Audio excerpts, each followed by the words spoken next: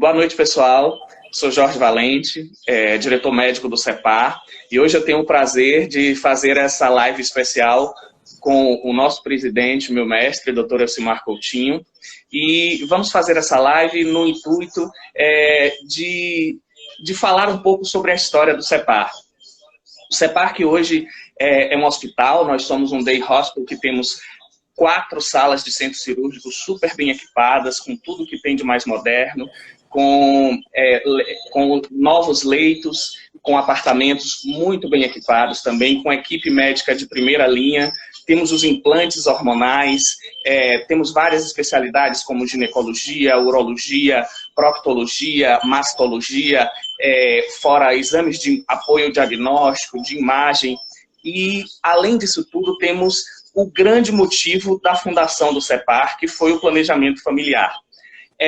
Graças ao Dr. Elcimar Coutinho, que muitas vezes, com seu aporte pessoal, mantém o CEPAR, e a toda essa parte de convênios e particulares que temos de primeira qualidade, que conseguimos manter essa gratuidade, onde fazemos mais de 10 mil consultas por ano de graça, onde fazemos mais de 2.000 cirurgias de esterilização entre vasectomias e laqueaduras de trompa, onde colocamos milhares de DIU, de implantes contraceptivos, são milhares de palestras sobre orientação contraceptiva dentro e fora do CEPAR, pois temos um CEPA móvel que vai nas comunidades. Então, esse grande trabalho que começou com o sonho, com a ideia do Dr. Elcimar, é mantido por esse atendimento de convênio em particulares que a gente tem lá. E, além disso, hoje em dia, para as pessoas que não têm convênio, temos um cartão fidelidade com uma gama de vantagens especiais para as pessoas que não têm convênio e querem ser atendidas lá. Mas todo esse projeto, toda essa grandiosidade única no país, começou com o sonho desse homem que vai nos brindar contando toda essa história de como começou o CEPAR. Eu passo ao professor a palavra para que ele nos diga. Obrigado, Jorge. Pois é, você me acompanha desde que você era estudante e por isso é uma satisfação enorme que nós possamos, a esta altura da minha vida, nos festejar o fato de que o CEPAR, que foi fundado há tanto tempo, há meio século praticamente, há cerca de 50 anos, quando eu estava ainda na maternidade 1º de Oliveira. Na realidade, naquela época, eu atendi a faculdade de farmácia, onde eu era professor de bioquímica, e também atendi a faculdade de medicina, onde eu atuava, era na maternidade 1º de Oliveira. E naquela época, eu que fui para lá chamado pelo professor José Deodato Filho, que era o professor titular, e que naquela época os professores titulares tinham um poder enorme, ele era o diretor, ele era praticamente o indivíduo que decidia o dia a dia da maternidade e que era a principal maternidade da cidade, era a maternidade 1º de Oliveira. E ele me convidou para trabalhar com ele quando ele tomou conhecimento do meu interesse pela reprodução humana, porque eu estava fazendo uma tese sobre reprodução humana, como é que o útero se comportava durante a gestação e o que é que fazia o útero se comportar do jeito que ele se comporta. E eu era muito vidrado na ideia de que a coisa mais importante que a gente tem que aprender na medicina é como é que a gente nasce, como é que o útero faz esse serviço, como é que o útero fica imobilizado durante a gravidez, etc. e tal. E a Deodato me deu uma cobertura absoluta, inclusive os colegas ficaram enciumados e que criavam obstáculos para a minha atuação lá, porque eu não era obstetra, o que eu estava fazendo numa maternidade? Mas a Deodato me dava cobertura, reunia o pessoal e dizia, olha, não incomodem ele, porque se ele se zangar, ele vai embora e acaba a pesquisa aqui. E se nós não tivermos pesquisa, nós somos nada para o mundo. Aqui é que nós vamos desenvolver os tratamentos na área da obstetrícia, etc. e tal. Então, eu comecei a fazer pesquisa em vivo nas pacientes que chegavam lá em trabalho de parto, geralmente trabalho de parto prematuro. Eu era convocado para dar progesterona a elas, para parar o trabalho de parto prematuro, porque se não parasse o trabalho de parto prematuro, o prematuro podia não sobreviver, porque era, às vezes, prematuridade grande, quer dizer, 3 meses de gravidez e a mulher está perdendo a criança e tal. E aí eu comecei a trabalhar na maternidade. Me mudei de lá do Terreiro de Jesus para a maternidade em Nazaré. Por coincidência, eu tinha morado ali, na rua Prado Valadares, que é o que segue por trás da maternidade Quimério de Oliveira. Então, eu fui menino na maternidade, passando na porta da maternidade Quimério de Oliveira, e é como se fosse minha casa. Então, foi lá que tudo começou. E quando começou, no começo foi mais ou menos devagarzinho, mas à medida que a gente fazia algum tipo de descoberta e que eu transmitia isso para Deodato, ele se entusiasmava com aqueles resultados e começou a fazer propaganda da maternidade Quimério de Oliveira como um local em que nós fazíamos ciência e fazia reuniões com outras disciplinas para a gente discutir o assunto, etc. Mas o que interessa é como é que eu me implantei na maternidade e como é que nós fundamos o CEPAR. O CEPAR foi quase que uma imposição de Adeodato, que eu tinha que fundar alguma coisa, algum tipo de organização que levasse dinheiro para a maternidade.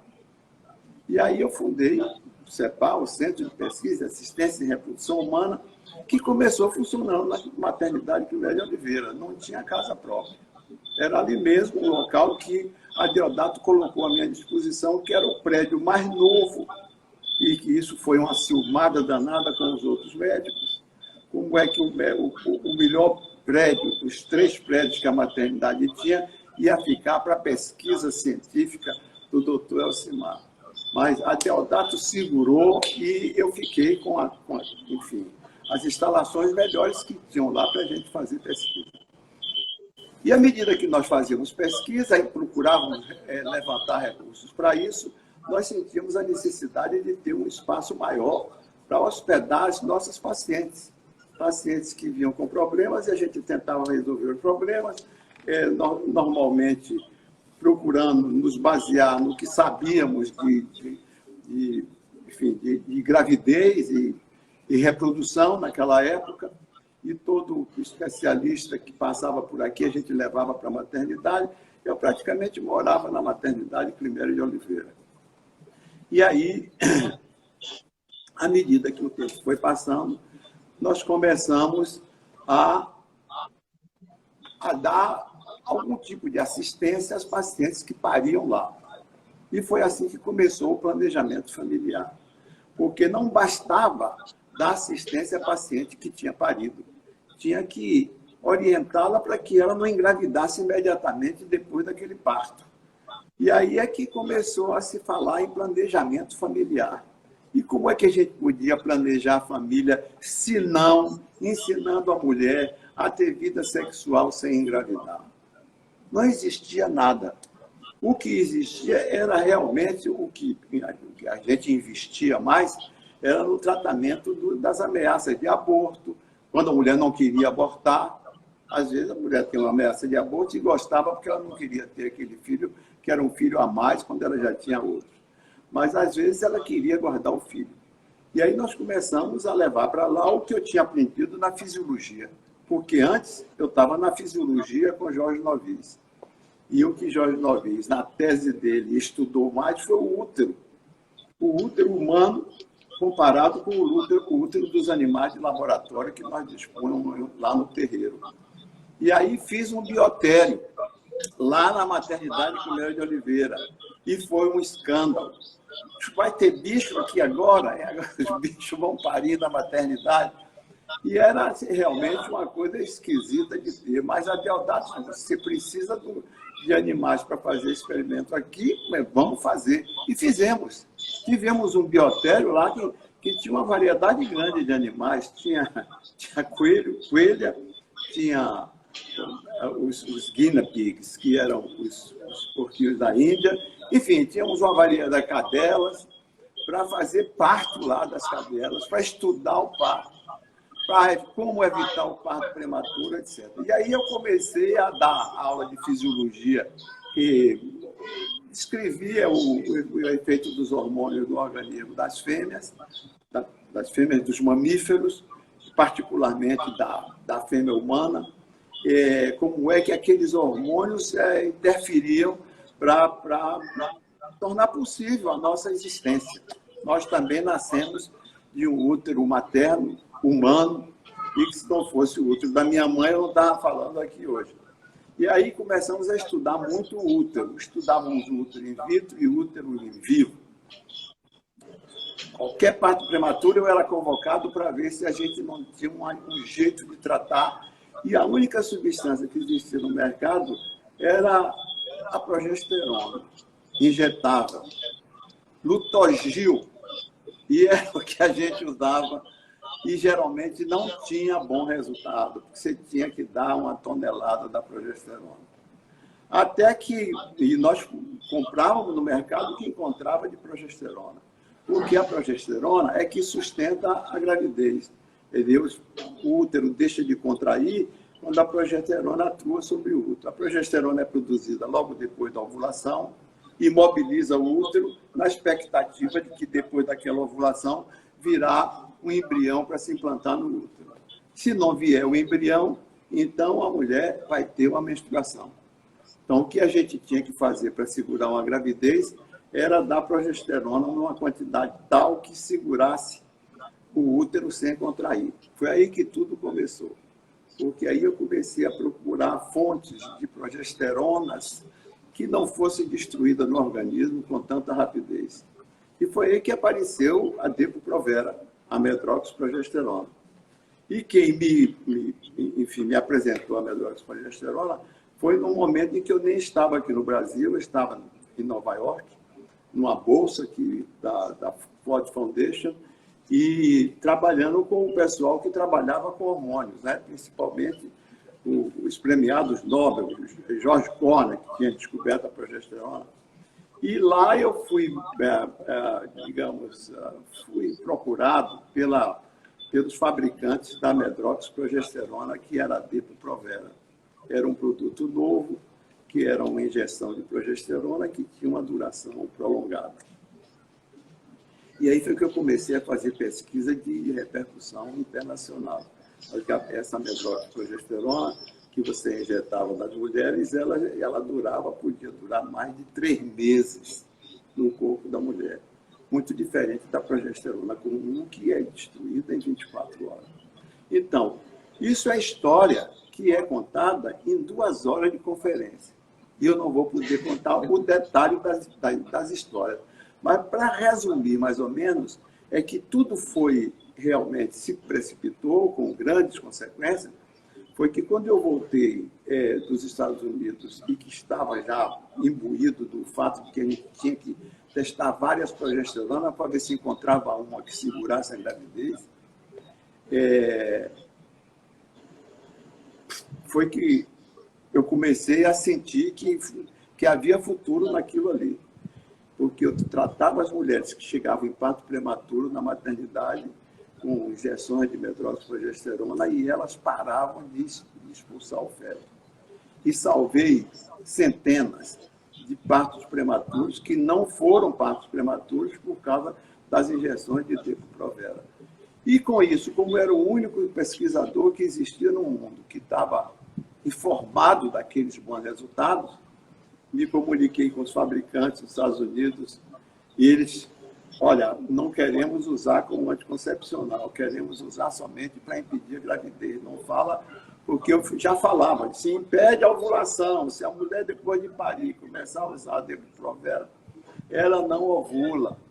E desta maneira eu estava realmente descobrindo o primeiro anticoncepcional injetável do mundo. Ninguém sabia nem o que se sabia de anticoncepcional. Foi a primeira pílula anticoncepcional que estava sendo lançada no mercado naquele tempo. E com essa descoberta, aí nós pudemos ter recursos para poder fazer mais pesquisa. Essa descoberta me levou ao Congresso americano, eu fui lá defender a Depo-Provera, que os cientistas americanos diziam que aquilo causava câncer, o que era mentira. Depo-Provera está no mercado há 50 anos, nunca provocou câncer em ninguém, usada por milhões e milhões de pessoas. Eu fui informado recentemente que hoje, em todos os países africanos, a Depo-Provera é o anticoncepcional mais usado como anticoncepcional oficial. O governo dá de graça. Todos os países africanos. Então, e esse produto, o efeito anticoncepcional, foi descoberto depois que nós atendemos os desejos do fabricante, que era de usar o produto para impedir parto prematuro.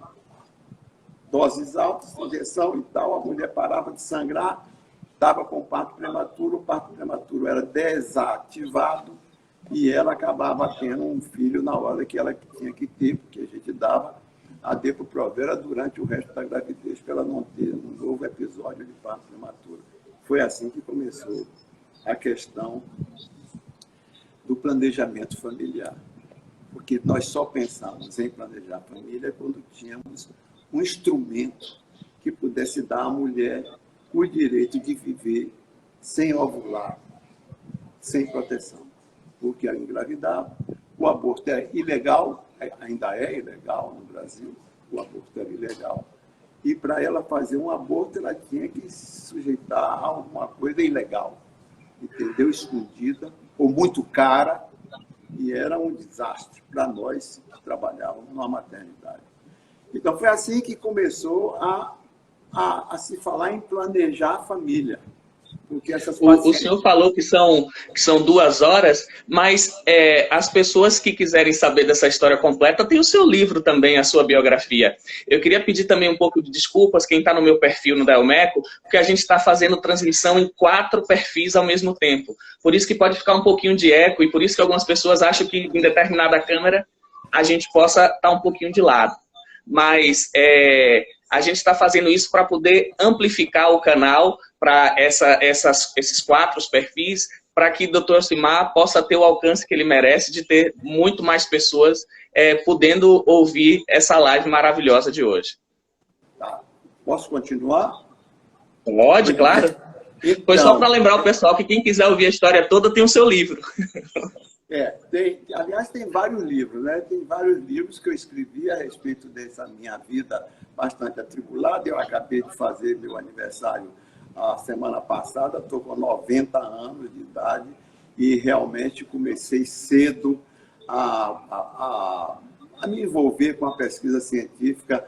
Acredito até que bem antes de me formar em médico, como farmacêutico que fui, eu me formei em farmácia em dezembro, em janeiro fiz vestibular em medicina. Não perdi nem um mês entre uma formação e a outra. Então, como era na mesma faculdade, a faculdade de medicina e a faculdade de farmácia eram no mesmo prédio, eu nem mudei de prédio, eu só mudei de disciplina. E quando fui para os Estados Unidos, eu já estava no fim do curso de medicina e fui trabalhar com o descobridor da progesterona, George Corner. Fiquei com George Corner 1 ano em Nova York. 1 ano em Nova York. E George Corner, que foi o descobridor da progesterona, era quem me dava muito a injeção de coragem para vá adiante. A pesquisa você não pode abandonar. Se você começar, você é que tem que continuar, que uma outra pessoa não vai repetir o que você fez antes e tal. E foi um grande estímulo para mim. E quando nós dispomos da medroxprogesterona, nós podíamos impedir também que as mulheres ovulassem. E se elas não ovulassem, elas não engravidariam. E isso só foi possível com a Depo-Provera, com a medroxprogesterona. E aí eu não sabia que a indústria farmacêutica americana iria, enfim, ser desfavorável a que eu usasse o produto que eles desenvolveram para evitar aborto e preservar a gravidez ou parto prematuro. Este era o objetivo. E eu estava querendo usar aquilo como anticoncepcional. E a coisa engrossou, e no momento que eu disse que eu queria era para isso, o dono da empresa que fabricava a Depo-Provera veio aqui à Bahia uma equipe enorme, avião fretado, que ficou esperando ele no aeroporto, para me convencer a não falar em contracepção. O produto não foi feito para ser anticoncepcional. Naquele tempo não existia um anticoncepcional. A pílula estava entrando no mercado, mas era uma pílula por dia, que as mulheres esqueciam, e aí falhava. E o anticoncepcional injetado, ninguém esquece, não. Tomou a injeção, passa 3 meses ou 6 meses, dependendo da dose, sem ovular. E como eu tinha descoberto que isso era uma indicação melhor do que simplesmente impedir parto prematuro, comecei a desenvolver o produto e escrevi um artigo para a revista americana anunciando que aquele produto era um produto que podia ser utilizado como anticoncepcional injetável. Aí foi que o mundo caiu em cima da minha cabeça. Eu vi minha cara publicada na revista Life, ocupando a página inteira, minha cara. Quando eu vi isso na Rua Chile, uma revista Life pendurada na banca de revista, fui me esconder do outro lado. Meu Deus do céu, e agora? O que é que eu vou fazer? Cara desse tamanho. Então, mas isso é que me deu o poder de liderar a pesquisa, não só na América Latina, mas praticamente a pesquisa de injetáveis no mundo inteiro foram os meus primeiros trabalhos. Injetar Depo-Provera, você podia ter, com a dose pequena, você tinha 1 mês de proteção. Com uma dose um pouco maior, você podia ter 3 meses. Com a dose cheia, você podia ter 6 meses sem ovular e sem menstruar. E aí, ainda não falei da fundação do CEPAR. Eu ainda estou trabalhando com a cobertura da maternidade Climério de Oliveira e dos meus associados lá, porque eu também tinha gente que não gostava de mim, que achava que eu era intruso ali no meio dos parteiros. Naquela época que eu fui para lá, eu nem era formado em médico, eu era estudante de medicina, ele estava no 4º, 5º ano.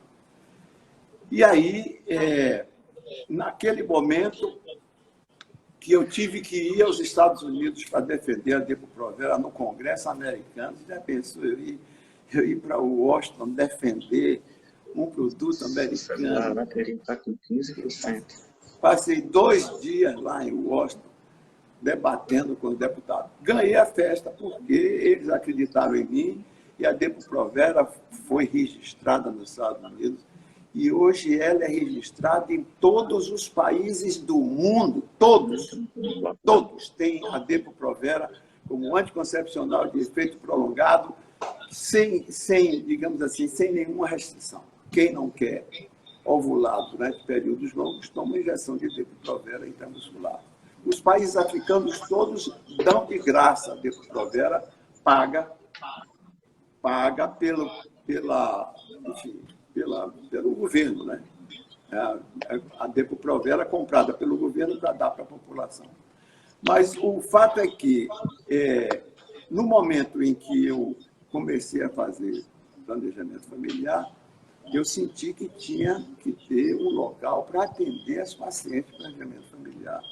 E a Deodato não queria conversa. Então, não, você está aqui, é para tratar de grávida, para ajudar a gravidez, etc. e tal. Não é para impedir gravidez. Eu digo, bom, então, tudo bem, mas o senhor não se incomoda que eu alugo a casa aqui da frente da maternidade para instalar um centro de orientação para as mulheres que não querem engravidar. Elas vão tomar uma injeção mensal e aí não ovula nem menstrua. E como é que você vai impedir as mulheres de menstruarem? Como vai ser isso? Elas não vão se prejudicar? E disse, professor, as mulheres não menstruam durante a gravidez, não menstruam durante a menopausa. E ninguém morre porque deixou de menstruar. Isso tudo é impressão. Para convencer os médicos, eu digo, bom, eu não vou lhe defender, você trata de se defender. Tá bem, pode, concordo. E eu aí aluguei uma casa defronte da maternidade Climério de Oliveira, e fiz o primeiro centro de pesquisa e assistência em reprodução humana, que era justamente o CEPAR. O CEPAR, a primeira unidade que nós tivemos foi de frente da maternidade Climério de Oliveira, na rua que ficava na entrada lateral da maternidade. E depois, quando o movimento cresceu muito, nós nos transferimos para a Rua Prado Valadares, onde eu era residente, onde eu morava, em casa alugada. E aí, esses foram os primeiros centros de pesquisa. À medida que o tempo foi passando, o movimento foi aumentando e a gente precisava crescer. E aí é um pulo de 10 anos ou 20 anos em que eu tive que usar esse tipo de artifício de ter um centro para orientar as pessoas que não querem engravidar a evitar filho usando um injetável que impedia a ovulação e impedia a menstruação. O efeito colateral do injetável é que as mulheres ficavam boas da anemia, que era praticamente 100% das pacientes. Gente pobre, subalimentada e anêmica. E quando parava de ovular, de menstruar, ficava boa da anemia. Era uma anemia por falta de comida, simplesmente. Então, aí eu tinha que defender isso também. E aí eu tomei um passo importante, que foi de ir para a televisão. A televisão estava começando e eu fui convidado para dar uma entrevista. E aí descobri que eu tinha que ficar na televisão, porque a televisão ia ser o meu instrumento de informação para a população, para não acreditarem nas mentiras dos meus adversários, que eu estava fazendo isso, que estava fazendo aquilo. Então, eu ia para a televisão, etc. Acabei ficando na televisão da TV Bandeirantes durante mais de 10 anos. Acabei indo para São Paulo toda sexta-feira para gravar os meus programas da semana inteira. Isso foi muito útil para eu poder fazer tudo o que eu queria fazer e para eu explicar para o público o que é que eu estava fazendo aquilo, entendeu? E aí todo mundo que tinha uma perguntazinha para fazer, mandava para lá, etc. Mas isso é colateral. A construção do CEPAR definitivo, o nosso CEPAR atual, que é o objeto, digamos, maior dessa entrevista, isso aí já precisou de muito mais dinheiro. E para arranjar esse dinheiro, eu tive que ir atrás do dinheiro, sabe? E eu não queria fazer com dinheiro estrangeiro, porque eu não queria que tivesse, digamos assim, um vínculo com doação estrangeira para fazer um hospital aqui. Eu queria dinheiro local para fazer um centro de pesquisas e assistência em reprodução humana, para que quando eu saísse da maternidade, onde eu provavelmente não iria ficar a minha vida inteira, eu não era parteiro, eu estava lá, era para evitar filho mesmo, não era para ajudar a nascer os filhos. E aí, já com aquelas unidades que eu tinha, fui procurar ajuda. E a ajuda que eu consegui foi o resultado de uma conferência que eu fiz no Rotary Club de Salvador, onde eu apresentei os meus problemas, contei a minha história e respondi perguntas dos membros do clube, né, do Rotary Club. Só tinha gente rica, você sabe, Rotary Club, todo mundo ali eram os líderes, inclusive financeiros da cidade. E fiz uma conferência dizendo do que eu tinha chegado a fazer e do número de pacientes que eu tinha que atender na maternidade. Às vezes ficava uma fila que dava a volta, assim, porque eu juntava todo mundo, fazia uma palestra, como era bom impedir a ovulação e tal, e coisa, o que era a menstruação. E aquilo, naturalmente, que eu tive muitos aderentes, assistentes como você, pessoas meus alunos da faculdade que concordavam comigo e que queriam seguir aquela linha para me ajudar. E então, procurei arranjar dinheiro. Depois dessa minha conferência no Rotary Club, eu tive alguns acenos de ajuda de rotarianos. Mas quando foi no dia de Natal, eu recebi um telefonema de um dos rotarianos mais conhecidos na época, que queria falar comigo e que gostaria que eu fosse lá na casa dele, que foi o Eric Luff. Eric me telefonou no sábado de manhã. Não, no sábado não. Não sei se era sábado ou era sexta-feira, mas foi numa véspera de Natal. Véspera de Natal. Me pedindo para eu ir na casa dele, na Avenida Oceânica, naquele prédio da Avenida Oceânica, onde eu tenho um apartamento onde eu morei há algum tempo e tal, e que está lá até hoje, o apartamento que a família usa. E aí ele se identificou e disse, aqui é o Eric Luff. Eu gostaria de lhe convidar a vir aqui no edifício Oceânia, no meu apartamento. Isso no véspera de Natal, pela manhã, que eu preciso conversar com você. Coisa importante do seu interesse. Eu digo, que é isso? Que coisa do meu interesse? E aí, como era perto, na Avenida Oceânica, era o quê? 5 minutos de automóvel, 10 minutos de automóvel. Eu disse, tá bem, eu vou. E aí fui. Cheguei lá, entrei, senta. Eu não quis sentar, disse, não, estou muito curioso, o que você quer conversar comigo? Disse, senta, um negócio não é muito longo, mas depois não, quero você sentar. Eu aí sentei, disse, bom, o caso é o seguinte, você fez aquela palestra lá no Rotary Club no mês passado, e eu tenho pensado muito sobre a sua colocação, de que você está tentando desenvolver centros de planejamento familiar para o controle da natalidade ser feito de maneira inteligente, usando métodos anticoncepcionais, etc. E tal. Então, eu quero lhe dizer que eu vou lhe ajudar. Aí que eu sentei mesmo. Que bom. Ele disse, pois você pode dispor de recursos, vamos ver se a gente faz um centro de pesquisa em reprodução humana no hospital, onde você possa fazer, inclusive, esterilização para homem, fazer vasectomia, essas coisas todas que você não vai poder fazer na maternidade e tal. E eu disse, tá, tudo bem, então vamos lá, o que é que eu vou ter? Ele disse, bom, eu tenho 5 milhões de dólares. Você já viu que eu só podia ouvir isso sentado, né?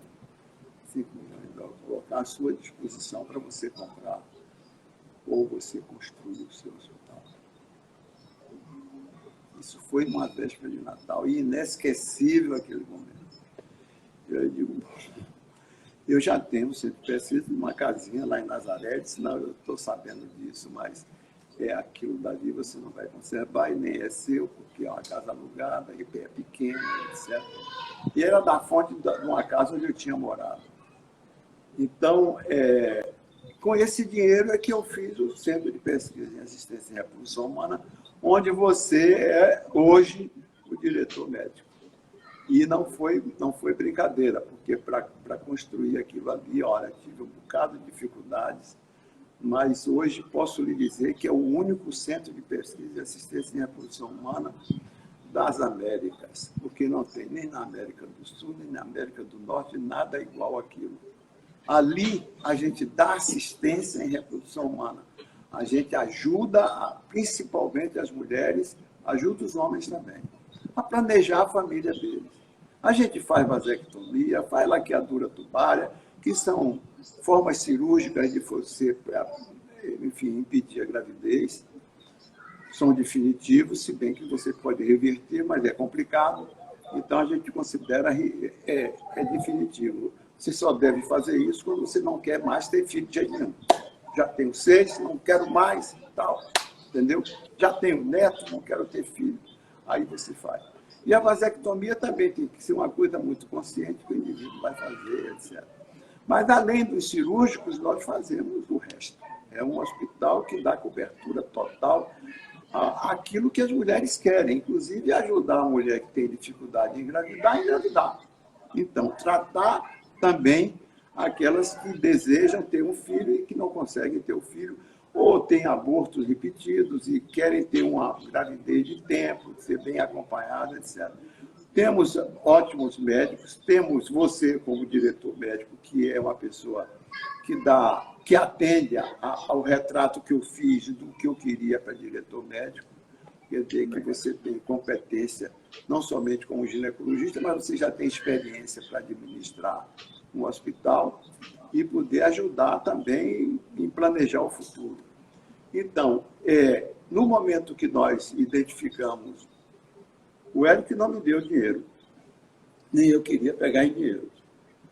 Tinha muito parente meu que podia querer tomar emprestado uma parte. Acho que não me dá dinheiro nenhum. Ele disse, vou lhe ajudar a identificar um local. E foi ele que escolheu aquele local. Ele me telefonou uma semana ou 2 semanas depois, me telefonou: olha, eu quero que você venha aqui na federação, tal, sabe onde é? Venha cá, olha, encontrei um local para você comprar o local e fazer o seu prédio aqui.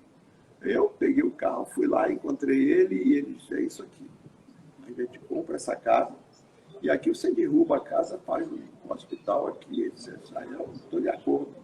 E aí ele comprou, me deu a escritura da propriedade e disse: pronto, é seu. Eu digo: agora você vai me dar o dinheiro para eu fazer o prédio e tal. Eu disse: não, vou dar o dinheiro. E realmente me ajudou, e hoje nós temos o único centro de pesquisa e assistência em reprodução humana, onde a gente faz vasectomia, único, não é único no Brasil, não, é único na América Latina que faz isso. Eu arriscaria dizer que é o único no mundo, viu, professor? Acho que talvez tenha um desse aí, é possível que tenha um desse na África. Havia um projeto disso, eu tive lá na África várias vezes, na Nigéria, se não me engano. Não sei se a gente levou isso adiante, que eles iam construir um hospital dessa natureza. Mas também a África vive, sabe, mudando de presidente com a maior facilidade. Eu não sei se o negócio foi adiante. E não tinha lá, naturalmente, esse desejo de ir para frente. Mas isso daí nunca foi reproduzido no Brasil. Nunca ninguém tentou fazer uma coisa dessa. E você dá, lá no CEPAR, você tem de tudo. A gente pode fazer de tudo no CEPAR. Nós temos um centro cirúrgico de primeira qualidade, temos um atendimento para homem e para mulher, para velho e para novo, enfim, a gente tem praticamente todas as especialidades de medicina reprodutiva lá dentro disponível. E, infelizmente, o governo não ajuda.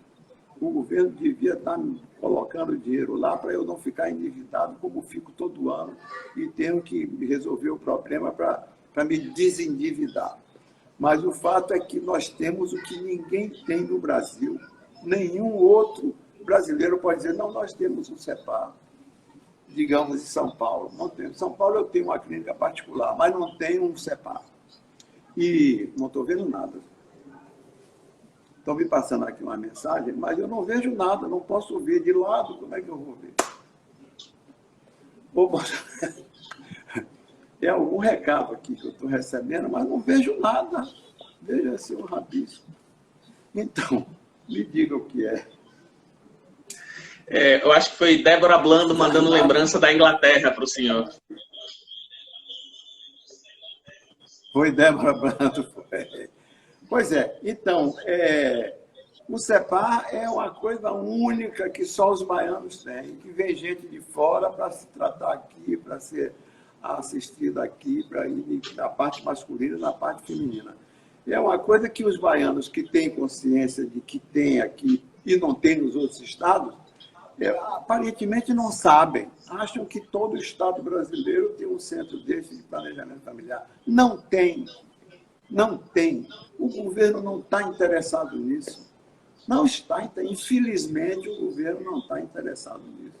E você e os outros médicos que estão ao seu lado é que vão ter que promover isso para que os baianos tirem proveito disso. Quer dizer, é uma coisa única. Você quer planejar a sua vida reprodutiva, vá no CEPAR. A gente lhe orienta como fazer isso, como fazer filho, como não fazer filho. E você pode orientar para o homem, ser o agente regulador, ou para a mulher. E a gente tem para todos, idosos. A gente tem reposição hormonal para idoso, para pessoas que não, inclusive, não têm vida sexual.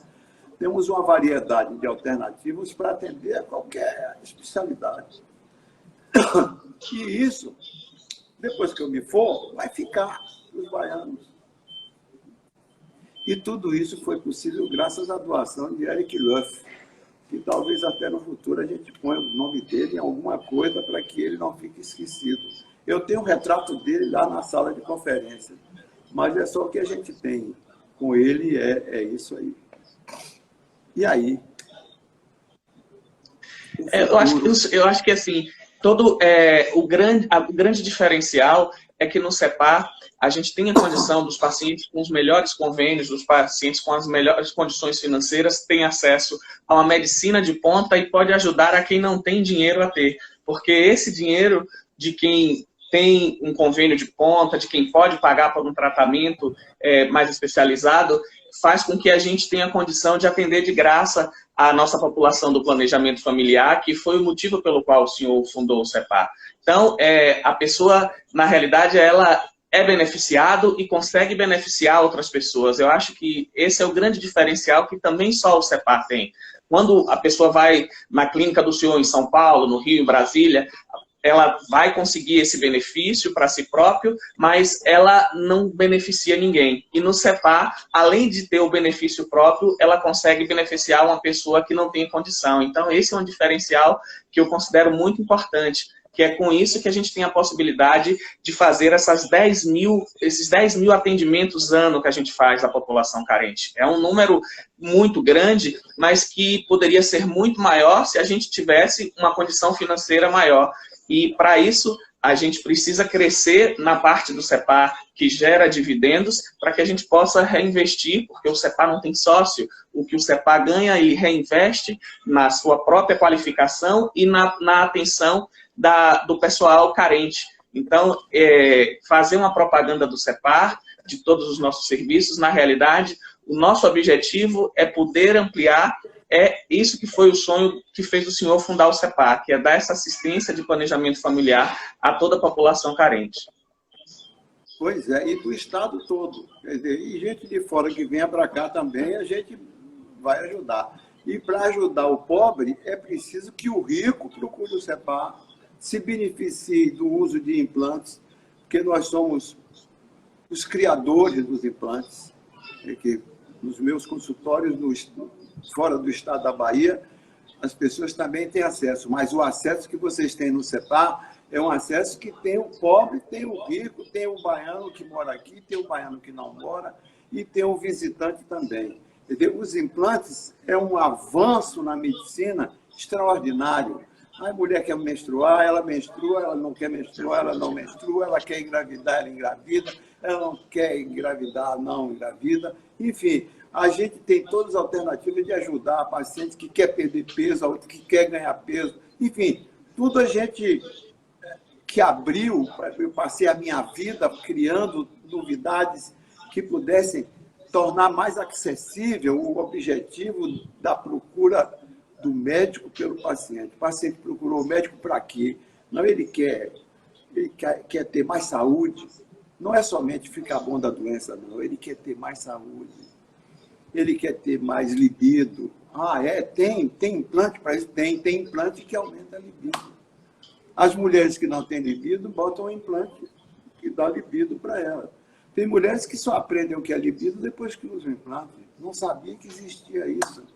E é uma descoberta ótima para ela, porque ela vai tirar proveito da vida sexual, que é, digamos assim, imperceptível para ela. Ela passa a perceber que a vida sexual é gratificante do ponto de vista sexual, e se ela estiver usando um implantezinho que dá para ela libido. Uma das coisas que eu tenho repetido muito ultimamente é essa da libido feminina, da libido masculina. Uma coisa que eu tenho dito, eu já disse aqui numa outra entrevista, vou dizer de novo hoje, porque eu gosto de dizer isso, porque ninguém diz isso no mundo, só eu que digo.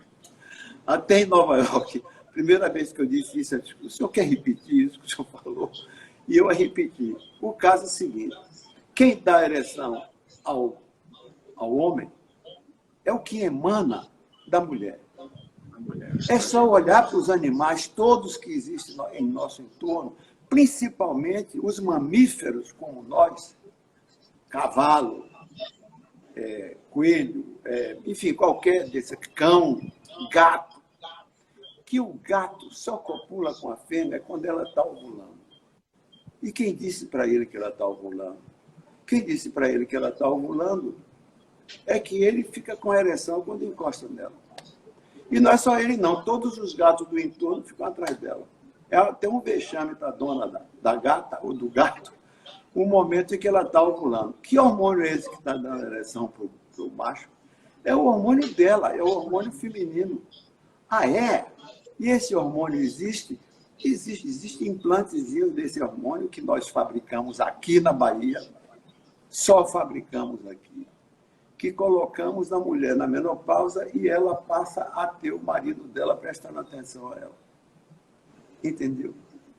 É uma coisa mágica que o estrogênio faça isso, mas é só olhar os animais, é só olhar a gata quando ela está ovulando, que os cães todos da rua vêm atrás dela. É até um vexame para o dono. O que está acontecendo?